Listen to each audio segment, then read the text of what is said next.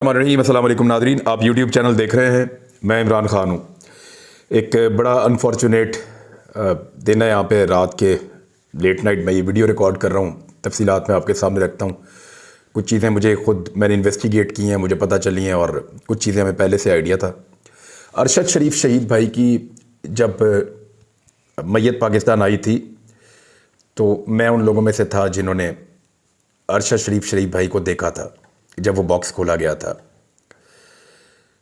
तो बहुत सारी दफ़ा मैं अपने रिपोर्टिंग करियर में बहुत सारे लोग जानने वाले, उनका इंतकाल भी हुआ, तो मैंने बहुत सारी डेड बॉडीज़ जो बाहर से आई हैं मैंने वो भी पहले देखी हुई हैं।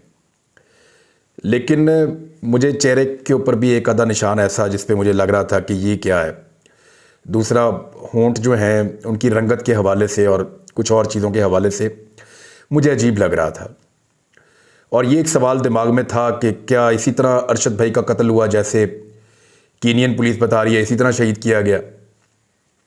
बहुत सारे सवालों के साथ हमने पोस्टमार्टम के लिए दोबारा दरख्वास्त दी। उनकी फैमिली से इजाज़त लेकर पोस्टमार्टम दोबारा पिम्स में किया गया।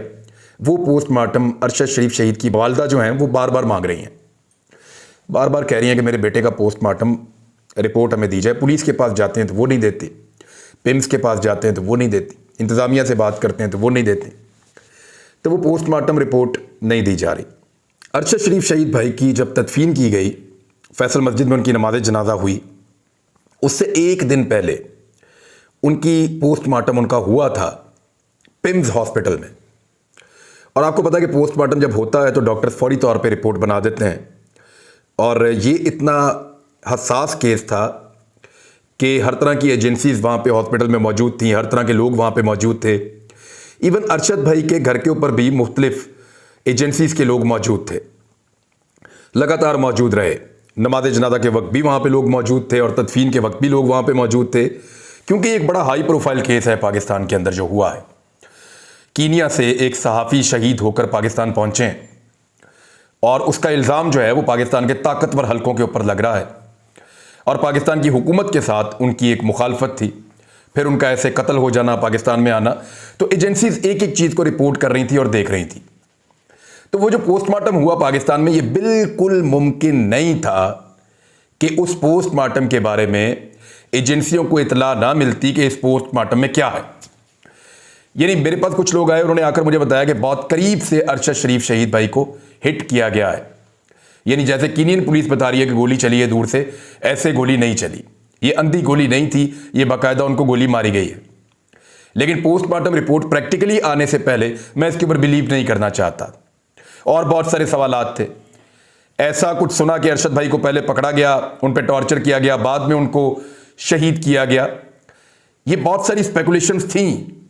हम इस बोझ के साथ जी रहे थे, लेकिन हम चाहते थे कि ऑफिशियली जो एक रिपोर्ट है पोस्टमार्टम की, वो रिपोर्ट सामने आए।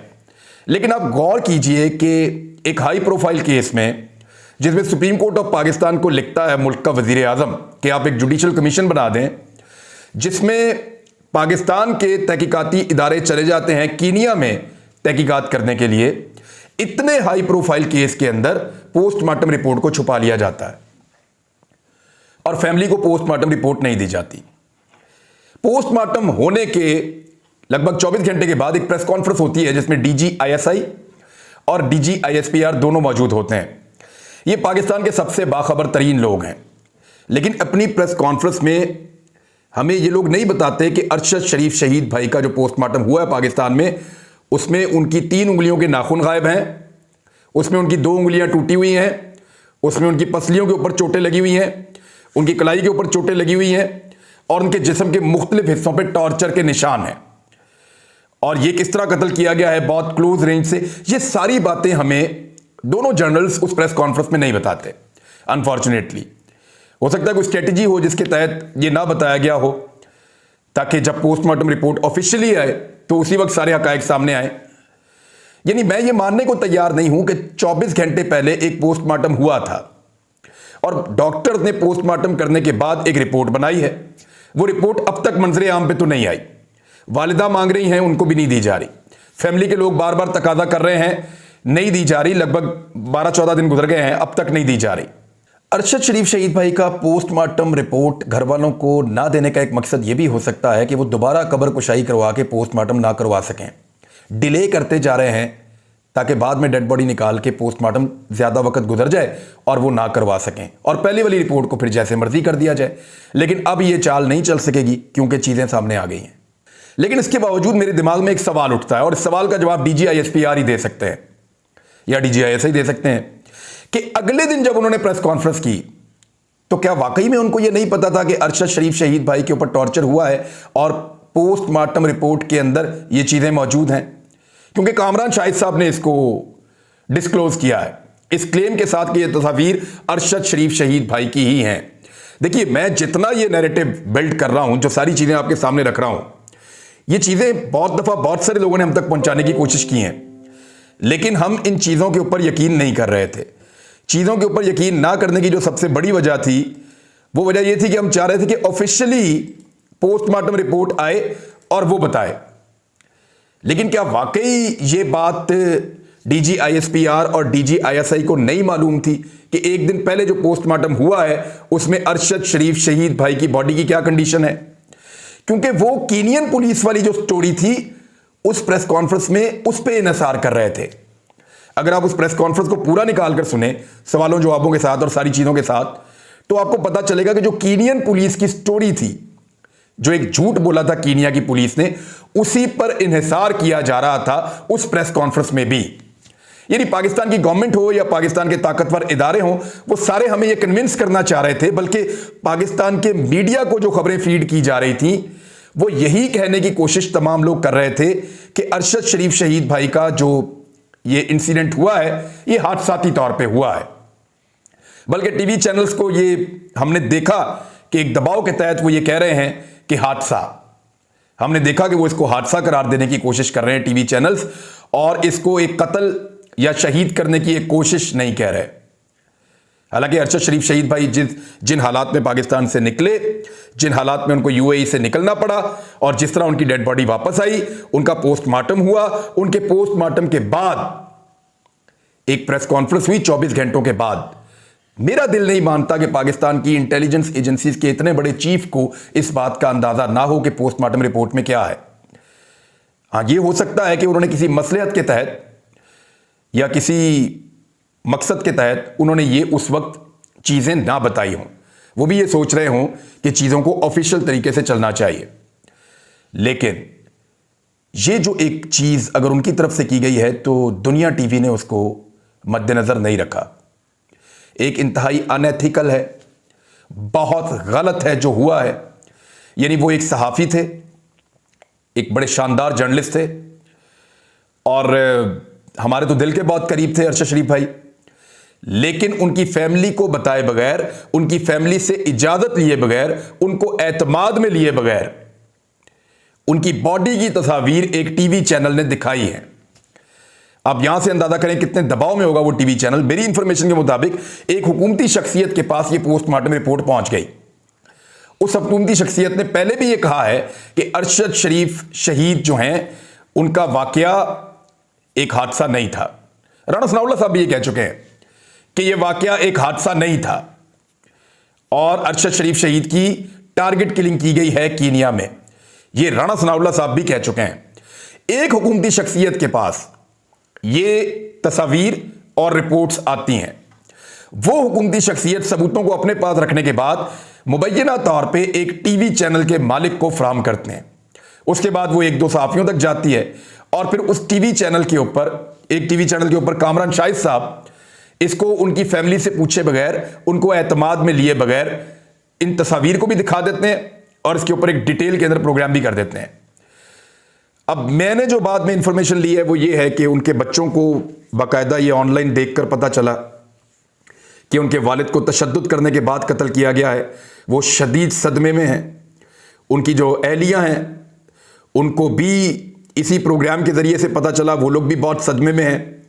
उनकी वालिदा माजिदा जो हैं वो सो गई थी उस वक्त तक, लेकिन अब उनको भी ये पता चल जाएगा, तो पहले उनकी फैमिली को बताना ज़रूरी था। ये पोस्टमार्टम रिपोर्ट जो उनकी वालिदा कई दिनों से मांग रही हैं, वो पोस्टमार्टम रिपोर्ट बजाय उनकी वालिदा को देने के वो फराहम की गई है एक चैनल को और वहां पे वो चलवाई गई है। This is very unfortunate. ये अनएथिकल है, ये गैर कानूनी है और ये गलत है। अरशद शरीफ शहीद की जो फैमिली है वो इसके ऊपर कानूनी कार्रवाई का हक भी रखते हैं। लेकिन देखते हैं अभी क्या होता है, क्योंकि ये एक बहुत बड़ा खेल है और ये खेल इस वक्त क्यों खेला गया है, इसके पीछे उस वक्त से मैं जाने की कोशिश कर रहा हूं। मैं अभी आपको कुछ और हकायक भी बताता हूं। जो कामरान शाहिद साहब ने क्लेम किया है और जो चीजें उन्होंने दिखाई हैं वो तो मैं दिखा भी नहीं रहा, इस वीलॉग में भी आपको नहीं दिखाऊंगा मैं। उसमें कि उनके 3 नाखून उंगलियों के उतारे गए, 2 उंगलियां उनकी टूटी हुई थी अरशद भाई की, उनकी पसलियां तोड़ी गई थी, उनके चेहरे पे भी एक निशान था, वो मैंने खुद देखा है, और उनकी पसलियों के ऊपर भी और कलाई के ऊपर भी तशद्दुद का निशान था। ये बड़ा संगीन नौयत का टॉर्चर था जो अरशद शरीफ शहीद भाई पे किया गया है। अब ये किसने किया है, किसको दिखाया गया है और किस मकसद के लिए किया गया है, इस नौयत का कत्ल कोई बहुत पर्सनल लेवल पे किसी को गुस्सा हो तो वो करता है। ये नॉर्मल चीज नहीं है, इसको आप सब लोग समझिए कि ये नॉर्मल चीज नहीं है। अब इस मौके पर ये चीजें क्यों बाहर निकाली गई, तो मैं आपको एक चीज बताता हूं। पाकिस्तान की हुकूमत और पाकिस्तान की एस्टेब्लिशमेंट के दरमियान इस वक्त एक बड़ा अजीबोगरीब तनाव का माहौल बना हुआ है मेरी इंफॉर्मेशन के मुताबिक, और मुझे कुछ सोर्सेज ने भी ये बात कही है कि मुबैना तौर पे ये तनाव एक बहुत बड़े इंतजामी फैसले को लेकर बढ़ता चला जा रहा है।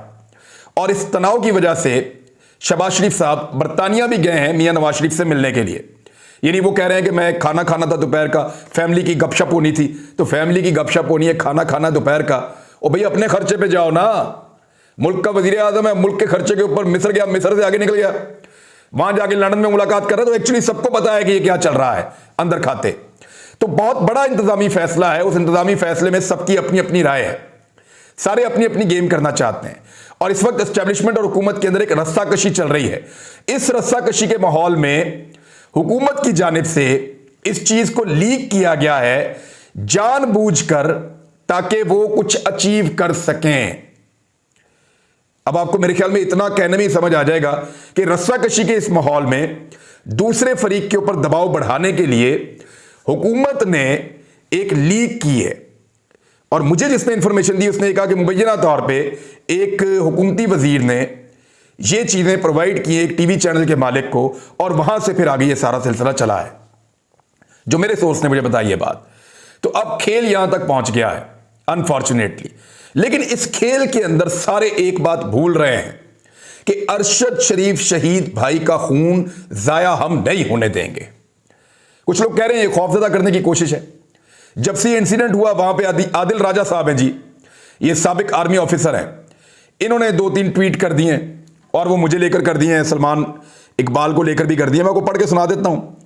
और वो ट्वीट पढ़ने के बाद से लेकर अब तक मुझे पूरे पाकिस्तान से कॉल्स आ रही हैं, मेरे फैमिली मेंबर्स परेशान हो रहे हैं। तो एक अजीबोगरीब किस्म की सूरत हाल जो है वो पैदा कर दी जाती है, देखी जाएगी जो होगी। लेकिन मैं आपको ये पढ़ के सुना देता हूं। एक तो इन्होंने ये कहा आदिल राजा साहब ने कि मेरे मुसद्दका ज़राए के मुताबिक मुबैना तौर पर अरशद शरीफ शहीद के बाद अब इमरान रियाज खान के सर की कीमत अदा कर दी गई है और डर्टी हैरी की कातिल टीमें इमरान रियाज के ताक़ुब में हैं। कुछ भी नहीं बदला। इमरान भाई प्लीज़ अपनी हिफाजत को यकीनी बनाएं। मुझे इन्होंने टैग भी किया हुआ है। अच्छा, उसके बाद इन्होंने एक और जो ट्वीट किया उसमें इन्होंने ये कहा कि मुसद्दका ज़राए के मुताबिक मुबैना तौर पर इमरान रियाज खान और सलमान इकबाल को कत्ल करने के लिए मेजर जनरल फैसल नसीर की जानिब से अहकामात दिए गए हैं। अरशद शरीफ की शहादत के बाद भी कुछ नहीं बदला। मैंने यहाँ पे, क्योंकि मैं इनको जानता हूँ, ये साबिक फौजी हैं, इनकी बहुत सारी खबरें दुरुस्त भी साबित हुई हैं, तो मैंने ये पूछा ये साबिक फौजी हैं और उनकी कई खबरें पहले भी दुरुस्त साबित हो चुकी हैं। जनाब मेजर जनरल फैसल नसीर साहब, क्या आप वाकई मुझे मारना चाहते हैं? सवाल पूछना तो मेरा हक है। मैंने इस मौके पर यह सवाल पूछा है कि क्या वाकई कोई हमें कत्ल करना चाहता है, क्योंकि ये शख्स तो कह रहा है और हालात ऐसे ही हैं। हर दूसरे दिन कोई ना कोई ड्रामा हमारे साथ लगा हुआ होता है। कभी हमारे ऊपर 2-2 दर्जन FIR हो जाती हैं, कभी हमारे घर के बैक साइड पे लाकर बंदे मार दिए जाते हैं, कभी जो है वो हमें उठा लिया जाता है, कभी हमें टॉर्चर किया जाता है, कभी हमारी फैमिली को हरासा किया जाता है, कभी हमारे घर पे ड्रोन्स भेजे जाते हैं, बार बार हमारे घर को घेरा जाता है। तो जब ये सारी चीजें होती हैं तो फिर उस तरह की चीजों को हम नजरअंदाज बिल्कुल नहीं कर सकते। अगर कोई ये कहता है तो नजरअंदाज नहीं कर सकते, इसीलिए फिर हम सवाल पूछते हैं, क्योंकि ये तसलसल है वाकयात का। मैंने इसके लिए सदर पाकिस्तान को जो चीफ जस्टिस ऑफ पाकिस्तान है उनको और आलमी इदारों के लिए मैंने बाकायदा लेटर्स लिखे हैं। आज इंशाल्लाह वो लेटर्स भी हम सबको भिजवा देंगे। बड़ा तफसीली हमने सारा लिखा है, जो हुआ है वो सारी चीज़ें हमने लिखी हैं ताकि चीज़ें ऑन रिकॉर्ड रहें। सीनियर सहाफ़ियों ने मेरे से रब्ता किया और उन्होंने कहा जी बिल्कुल